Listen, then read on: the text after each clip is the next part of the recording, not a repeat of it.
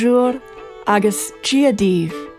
Welcome to The Irish in Canada, the podcast exploring the histories and legacies of Irish immigrants and their Canadian descendants. I'm your host, Jane McGaughey. This is episode number 2, Grace Marks. On August 2nd, 1843, the Chronicle and Gazette newspaper printed the following story.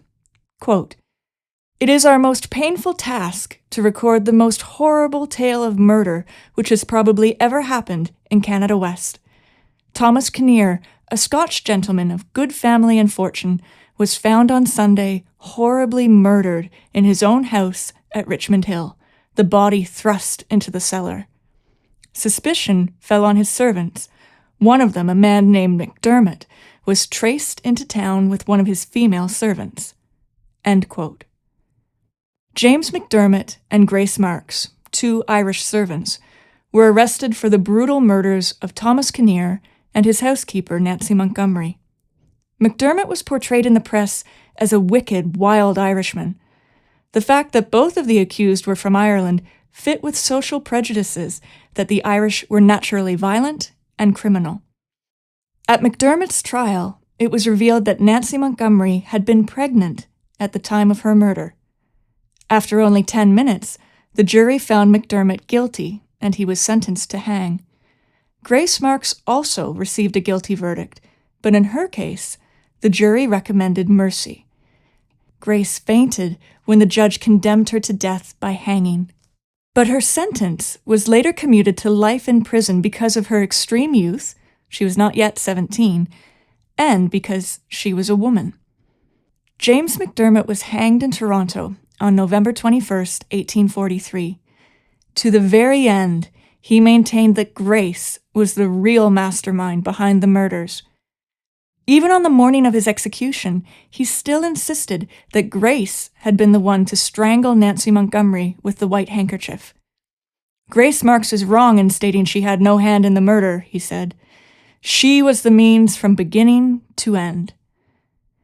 For the next 29 years, Grace Marks was locked away in Kingston Penitentiary, Canada's version of Alcatraz or Dartmoor. Then, in the summer of 1872, she received a pardon from the Dominion government. After walking out of the enormous gates of that notorious prison, she had only 24 hours to leave Canada. She crossed from Kingston to Wolfe Island and then on to Cape Vincent, New York. We don't know what happened next.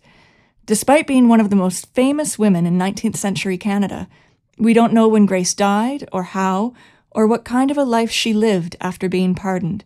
She simply disappeared. Summers in Ontario, known in 1843 as Canada West, can get very hot. Heavy humidity clings to the towns and farms north of Lake Ontario. There can also be a gentle sweetness in the air, especially if you're away from the city. Richmond Hill is now considered part of the Greater Toronto Area, or GTA, but 180 years ago, it was a small farming community somewhat north of the big city. Think of Avonlea from Anne of Green Gables with fewer people, just as many farms, and sadly no Gilbert Blythe. A quiet, simple village, probably not where you would expect the colony's most infamous double murder to take place. When I imagine what happened on Thomas Kinnear's farm in that late July of 1843, my first thought is always what it must have smelled like that weekend. Was there my favorite summertime mix of pine trees and sand in the air, or the watery scent in early morning when the grass is cooled? Was the sunshine soft and lemony, or was it a baking, oppressive noonday heat that makes your clothes feel itchy? Was there that seductive, almost honeyed bouquet at twilight, when the warm soil mixes with a tiny chill in the air and the fireflies come out? On a hot summer day like that, the coppery tang of the blood in that farmhouse must have been absolutely sickening for the neighbors who found the bodies. And Grace Marks, what did she smell that day that set it apart from other times? Was there an odd mix of sweat and bought perfume on the dress of Nancy Montgomery's that Grace wore when she and McDermott ran away from the farm? Was the cellar musty and earthy when they hid Nancy's body beneath the washtub? Did a low, sulphurous smokiness cling to the air around the farmhouse after McDermott had shot Thomas Kinnear through the chest? Grace Marks is famous now as a fictional character in a best-selling, award-winning novel. But once, she was a real woman. She breathed. She laughed. She smelled the world around her. And I know that she knew the base gray tang that lives in wet limestone, because her prison in Kingston was built of hewn limestone blocks, just like the rest of that city. I grew up less than a kilometer from where Grace Marks was imprisoned for most of her life. Grace and I must have smelled many of the same things, except for what she experienced on that hot day in late July 1843, when she stopped being a witness to history and instead became a part of it. The murders of Thomas Kinnear and Nancy Montgomery in 1843 have been gossiped about for nearly 200 years, as has the question of whether or not the young Irish girl was truly guilty of the crime. It's probably one of the few tales from Irish-Canadian history that many people have heard. A 19th century writer, Susanna Moodie, followed the case and wrote a lurid, sensationalist account of the murders in her 1853 memoir, Life in the Clearings versus the Bush. A century later, Margaret Atwood learned about the murders from Moodie's book and then wrote her own version, Alias Grace, published in 1996. Atwood's novel was turned into a hugely popular Netflix CBC miniseries. Grace's story has been a rich subject for authors, filmmakers, historians, podcasters, and the general public since the moment of her arrest, and it doesn't look like it's going to stop anytime soon. Margaret Atwood, fittingly, has perhaps the best explanation for why Grace Marks has been so fascinating for so long. Quote, "The details were sensational. Grace Marks was uncommonly pretty and also extremely young. Kinnear's housekeeper, Nancy Montgomery, had previously given birth to an illegitimate child and was Thomas Kinnear's mistress. At her autopsy, she was found to be pregnant. Grace and her fellow servant, James McDermott, had run away to the United States together and were assumed by the press to be lovers. The combination of sex, violence, and the deplorable insubordination of the lower classes was most attractive to the journalists of the day. What I'm interested in with Grace, and with James McDermott too, is how their Irishness factored into how they were perceived by upper Canadian society, and how they've been portrayed ever since. It's a theme that comes up in Atwood's novel, and in Susanna Moodie's recollections, and Sarah Polley's directing choices. The voluntary confession of Grace Marks was allegedly made in the Toronto jail 4 days before McDermott's execution. "My name is Grace Marks," it reads, "and I am the daughter of John Marks, who lives in the township of Toronto. We came to this country from the north of Ireland about 3 years ago."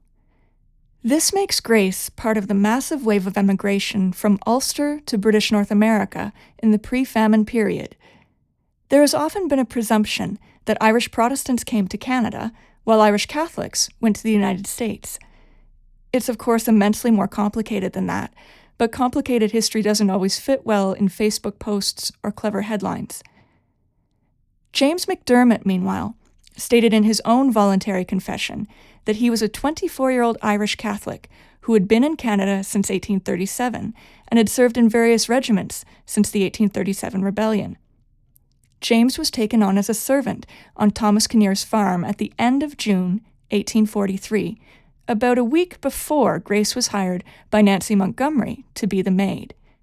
Both of these Irish servants had only been on the farm for about a month before the murders occurred. Sex does have its role in what happened on Thomas Kinnear's farm. In the 19th century, and long before, there was a common assumption that the Irish en masse were overly sexual. They had too many children, they had no self-control, they were slaves to their lust, etc., etc. Bigotry about Catholicism certainly had a role to play in the popularity of this slur, but Irish Protestants could be accused of hypersexuality as well. Grace was an Irish Protestant. By contrast, the English were seen, by themselves, of course, as far more restrained and proper in all sexual matters. The Scots and the Welsh could go either way, depending on how Celtic they were at a given time. Thomas Kinnear, remember, was Scottish. 2 weeks after arriving on the farm, Grace allegedly learned from McDermott that Nancy and Thomas were lovers. "I was determined to find it out," said Grace, "and I was afterwards convinced that they did do so, for her bed was never slept in except when Mr. Kinnear was absent." A neighbor of Kinnear's, William Harrison, was only a child at the time of the murders, but recalled decades later that Grace was of a lively disposition and pleasant manners, and may have been an object of jealousy to Nancy. According to Susanna Moody's version of the tale, McDermott confessed to his lawyer that Grace was jealous of Nancy and wanted McDermott to kill the housekeeper, but to spare Kinnear, because the master was so handsome and good-natured to her. Speculation can run riot about just what Grace experienced as a servant in Kinnear's household, something that Margaret Atwood plays with in intriguing ways in her novel. Meanwhile, many sources, Moody and Atwood included, have insinuated or flat-out stated that Grace and McDermott were sexually involved, either before or after the murders. We all know that sex sells, but to be frank, sex doesn't get much action in Canadian history. How many people have focused on the sex life of Prime Minister Lester Pearson compared to President John F. Kennedy? Canada's past, especially in the 19th century, usually has an image of being a bit boring, a bit stuffy, and certainly not violent or sexual or bloody. Obviously, none of that is true, and a lot of it is now being revisited. Canada has a very bloody, violent, and sexual past, and the Kinnear murders brought it all to a head. Of course, we'll never know what really happened within the Kinnear household in the weeks before Thomas and Nancy were killed. Was Grace the instigator of the murders? Was she jealous of Nancy? Did she want Kinnear for herself? Or was she also a victim, forced to act with McDermott because he threatened to kill her? Was she the one who strangled Nancy in the cellar with the white handkerchief? The more you read about what happened, the less you seem to know. And then things get more complicated because the fictitious versions of what happened in that farmhouse with those Irish servants have been taken as fact. I love teaching Alias Grace, but I always have to spend time separating out what we know as the real history and what Margaret Atwood invented. Here's a handy comparison. What was the real Anne Boleyn like compared to all of the movies and novels that have been written about her since she had her head cut off? How does fiction shape what we think about real history? It's a big question. Grace Marks can be read in the same way as any real-life character in a movie, except that Grace wasn't a queen or a princess or an actress or author or anything that would have made her known in her own time without some sort of scandal attached to her. History tends to remember women who were notorious, especially if they were also poor. Grace was a teenage girl from the north of Ireland who had moved from employer to employer in only a handful of years, until she ended up on Thomas Kinnear's farm in Richmond Hill, and then spent the next 3 decades in prison and the asylum. Susanna Moody visited the real Grace Marks twice, once at Kingston Pen and a second time at the Provincial Lunatic Asylum in Toronto, where Grace had been moved 9 years after the murders. When she was a teenager, everyone had commented on Grace's good looks and pleasing personality. In Kingston Pen, Moody had thought Grace would be, quote, rather handsome were it not for the long curved chin, which gives, as it always does to most persons who have this facial defect, a cunning, cruel expression. But at the asylum in Toronto, Moody, quote, recognized the singular face of Grace Marks, no longer sad and despairing, but lighted up with the fire of insanity and glowing with a hideous and fiend-like merriment. As well as being too sexual and too violent, The Irish were also thought of in the 19th century as being more prone to insanity than other people. Grace Marks spending time in a lunatic asylum fit with a pattern Susanna Moody's readers would have expected. We'll never know if Grace Marks was guilty or innocent. We'll never know what happened to her after she was pardoned and moved to the United States, vanishing from all historical records. But it is very tempting to ask just how notorious she would be today if she had only been born in Scotland. Next time, on The Irish in Canada, we'll look at a place that the real Grace Marks saw on her journey up the St. Lawrence River as a new immigrant, an island that for many people is at the very heart of what it means to be Irish Canadian. Thanks for listening to The Irish in Canada. The show was researched, written, and narrated by me, Jane McGaughey. This season was edited and mixed by Patrick McMaster and produced by Marian Mulvena. Our theme music was composed and performed by Kate Bevan Baker, and our logo was designed by Claire Macaulay. Many thanks to the School of Irish Studies at Concordia University in Montreal, the Canadian Irish Studies Foundation, Le Gouvernement de Québec, and the Social Sciences and Humanities Research Council of Canada for their support. If you like the show, please subscribe, rate, and review us on your favorite podcast app. You can spread the word about the Irish in Canada by following us on Twitter, Facebook, or Instagram at Irish Canada Pod. Our website is the irishincanadapodcast.ca. That's where you can find show notes for our episodes, including lists of sources and recommendations for further reading. Until next time, go raibh maith agaibh.